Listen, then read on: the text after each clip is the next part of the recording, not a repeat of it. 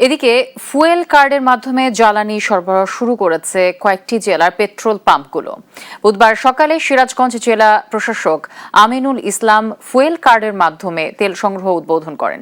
তিনি জানান, এরই মধ্যে সিরাজগঞ্জে ২,০০০ মোটরসাইকেল চালকের মাঝে ফুয়েল কার্ড বিতরণ করা হয়েছে। জেলার মোট ১৫ থেকে ২০,০০০ মোটরসাইকেল চালককে এই ফুয়েল কার্ডের আওতায় আনা হবে। ঠাকুরগাঁওয়ে ঘণ্টার পর ঘণ্টা লাইনে দাঁড়িয়ে ফুয়েল কার্ড সংগ্রহ করতে দেখা যায় মোটরসাইকেল চালকদের। এদিকে চুয়াডাঙ্গায় ফুয়েল কার্ড সংগ্রহের মেয়াদ আরও ২ দিন বাড়ানো হয়েছে। কালকে কার্ড করলো, বললো 1 তারিখ থেকে কার্ড দেবো। আজকে এসে দেখছে কার্ডের কোনো কার্যকারিতা নেই। তাহলে এই যে কার্ডটা করে আমাদেরকে ভোগান্তি দিল, কার্ডটা যদি করলে পারে আমার মনে হয় তেল নিয়ে এত সমস্যাটা হতো না।